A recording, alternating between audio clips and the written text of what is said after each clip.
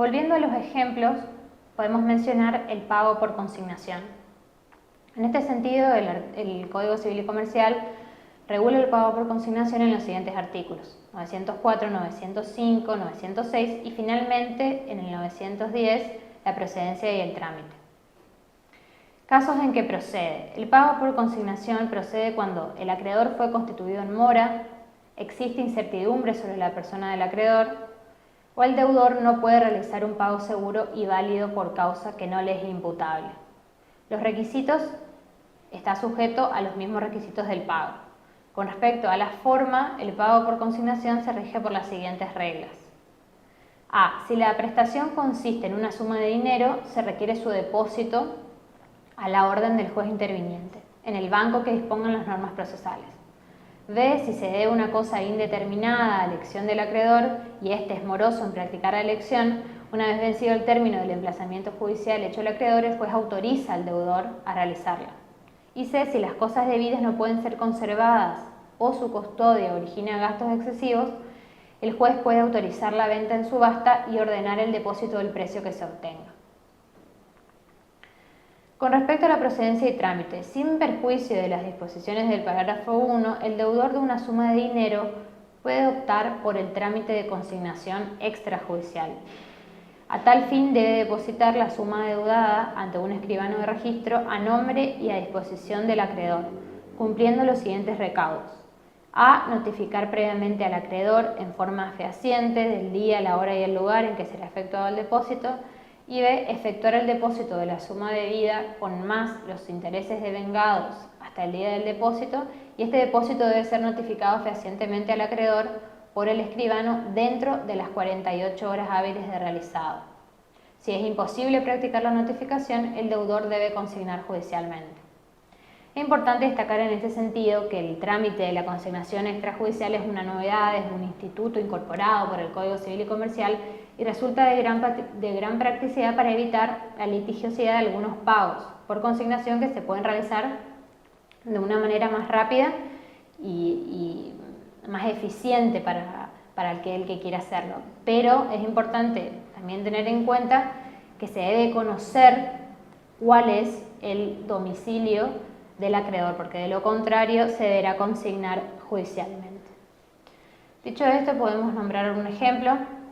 Vamos directamente al objeto, que cumpliendo instrucciones de mi instituyente, vengo en tiempo y forma a solicitar la admisión del pago por consignación de la suma de pesos tal en concepto de pago por materiales de construcción al señor Mazarino, con el cual mi instituyente tiene una deuda pendiente que desea cancelar, pero se haya imposibilitado de hacerlo por las razones que seguidamente expongo. Hechos: que en fecha tal el señor X, de profesión arquitecto, había formalizado un contrato por escritura pública con el señor Mazarino para la provisión de los materiales de construcción para una obra de arquitectura que estaba realizando en esta capital, por un monto total de pesos tal, cuya copia debidamente autenticada pasaba por ante el escribano público tal, adjunto a la presente. Que el contrato fue cumplido por ambas partes sin inconvenientes, recibiendo el señor Mazarino el pago de los materiales remitidos a la entrega de las respectivas partidas, así como consta en las órdenes de remisión y las facturas canceladas con los respectivos recibos que le corresponden, que también adjunto a esta. Que la última entrega se realizó en fecha tal, según consta en el recibí conforme firmado por mi instituyente en la nota de remisión número tal de esa fecha. Pero al pedir la factura al empleado, señor Benito, este expresó que no la tenía, que le sería enviada a mi instituyente sin demora para efectuar el cobro correspondiente. Que ante la demora en el envío de la factura en fecha tal, mi instituyente se apersonó en la casa comercial Mi Casita SRL, cita en calle tal, de la avenida tal, de esta capital, de propiedad del señor Mazarino, y con sorpresa constató que la misma había cerrado y no encontró a nadie que pudiera o supiera explicarle a qué lugar se había mudado o qué había pasado con la casa comercial. Que ante la virtual desaparición del acreedor y de la casa comercial de Marras, mi instituyente recurrió a los auxilios del escribano público González, el cual se constituyó en el lugar y levantó acta notarial de lo relatado y constatado por él ante 2 testigos calificados, acta cuya copia adjunto a la presente. Que ante la imposibilidad de efectuar el pago correspondiente y previendo litigios, solicito a vuestra señoría, a nombre de mi instituyente, la admisión del depósito judicial de la suma deudada al señor Mazarino, consistente en la suma de pesos tal, así como consta que es el monto de la deuda total. que, en consideración a lo anteriormente relatado, solicito se admita el pago por consignación de la deuda mediante el depósito.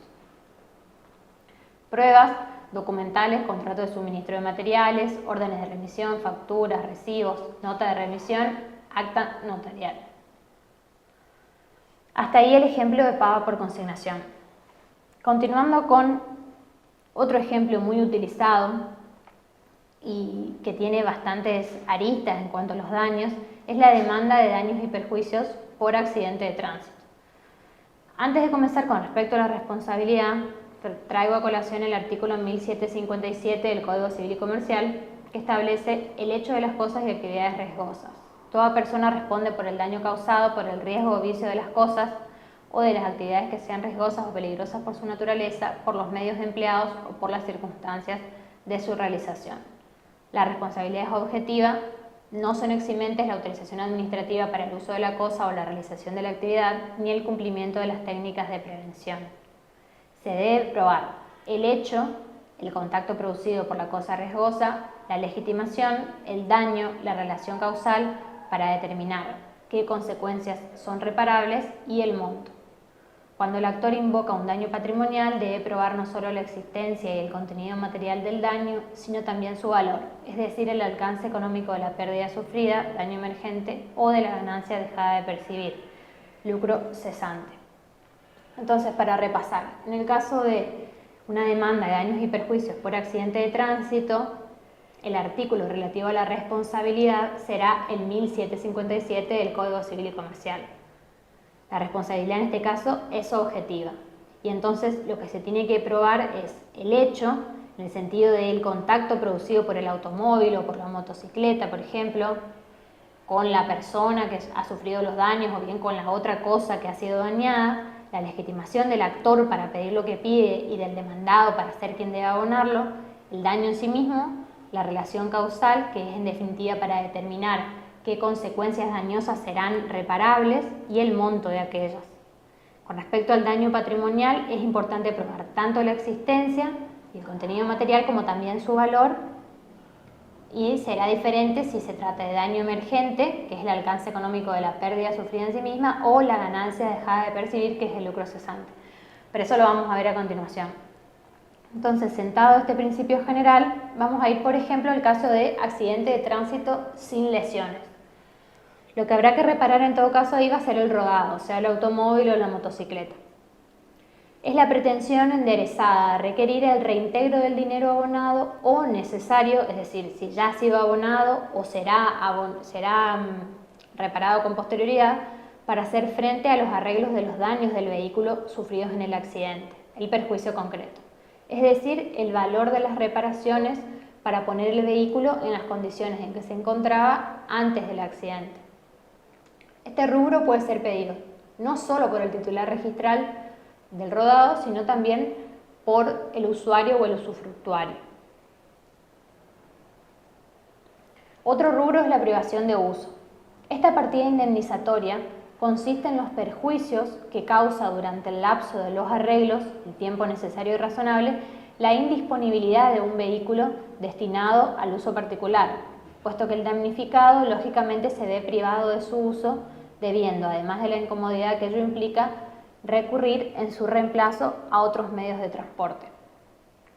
Entonces, hasta ahora vimos las reparaciones del automóvil propiamente dicho o del rodado que sea, y ahora la privación de uso, que va a ser los perjuicios ocasionados durante el lapso que el vehículo no se pueda utilizar debido a los daños causados por el siniestro vial.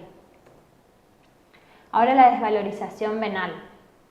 Esta pretensión está dirigida a la pérdida de valor venal de reventa del rodado cuando ha sufrido consecuencias de tipo estructural o vital en el rodado.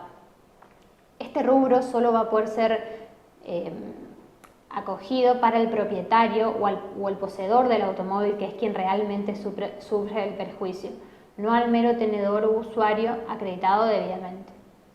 Es decir, en este caso, a diferencia de las reparaciones propiamente dichas, se otorgará una indemnización a la pérdida de valor de reventa del rodado en virtud de los daños sufridos por el siniestro. y solo podrá ser acordado a favor del propietario o del poseedor y no del usuario, ya que es aquel el titular del vehículo en cuestión.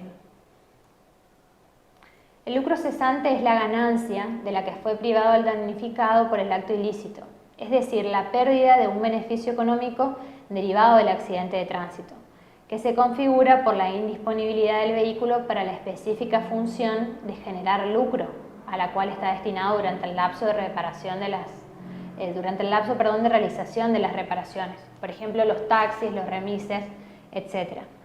Esta partida se acredita en su doble aspecto de daño y monto mediante facturas y o recibos que demuestran la prestación de los servicios y los pedidos de informe a las entidades a las cuales se los hubiese prestado, prueba pericial contable, etc. Es decir, si el automóvil dañado fuera un taxi o un remis, por ejemplo, esta partida indemnizatoria se solicitará a los fines de acreditar la ganancia de la que fue privada de obtener el damnificado por parte del siniestro vial por las pérdidas sufridas durante el tiempo que no pudo utilizar el rodado, acreditándose debidamente, es decir, mediante facturas o recibos que demuestren el tipo de servicio y además el monto dejado de percibir.